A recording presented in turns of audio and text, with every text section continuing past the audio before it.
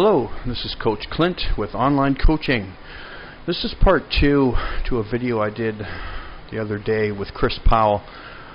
I want to do more than one with Kris because there's a lot to offer here. We left off last time assessing Kris, his body, that he needs to bring up his upper back, shoulders, etc., which I'll get more into. I also left off with power bodybuilding with Kris, where we got him extremely strong in a very short period of time to target the weak areas and put on some thickness, which Kris needed in that area: upper back, traps, rear delts, rhomboids, etc. Once I established power bodybuilding, then it's time to switch. And every time you switch, once you've established a particular style of training, you keep getting results. And the key to switching is knowledge. Is when I don't start off any client or all clients with power bodybuilding, but I felt that was the best thing for Kris at the time. So once I established that, I started isolating his upper back on the previous movement, which was T-bar row. And here I'm working with Kris on stretching the lat out.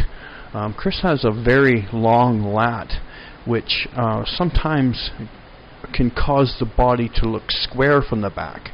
And in men's physique, cap shoulders and small waist is really the true beauty of that particular division. So I want to bring out his upper lat. He already had lower lat. It wasn't really a concern. So here Kris is doing what I call standing cable row, and I really like this exercise because it's very natural, meaning you make it your own. And as you can see, Kris is rocking forward and pulling up. That stretches out the lat. It's like rowing a boat with an oar.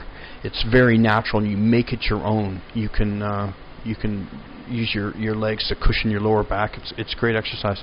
It's not cheating. It's making things work for you. And I think a lot of people are into structures of what magazines and other videos have said. If you don't touch the chest with the barbell, you're cheating, and all this nonsense. Every range of motion has its time and place, and every rep range, powerlifting, bodybuilding, power bodybuilding, it all works. It's knowing when to put it into play. So also, Kris is doing drop sets here in this particular part of the video, and I like to incorporate drop sets because I just changed his diet back to cutting. So the first part of his training was to build his weak points, since we only had 5 months, and that's not much time. Kris is a drug-free athlete, and this was a tested contest. Here's the end result of our back training. Pretty impressive change, don't you think? Look at the lats. Look at the shoulders pop in the rear delts. Very impressive. Wide. Look how wide he is from under the armpit now. And look at the rear delt and cap of the shoulder.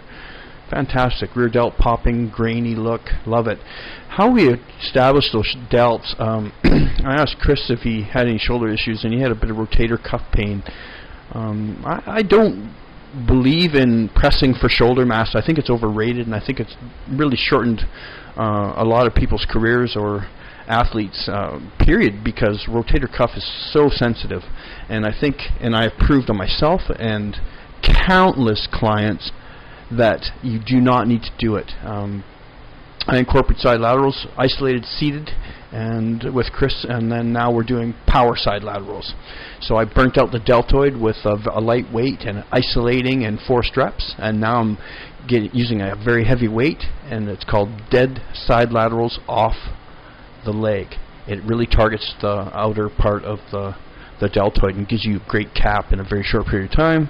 And with every client, time is a factor, whether it's body fat or correcting symmetry issues and whatnot. It's always a stress. For the rear delt, I really like this exercise. Of course, we did seated rear dumbbell laterals, etc. But this one, I think it's great. You lean forward and you let the bar hang back away from your glutes. And when you row like that, you hit the rear delt in some area that it's totally not used to. Remember, we just did 160-pound dumbbell rows for a month. That style of training's done.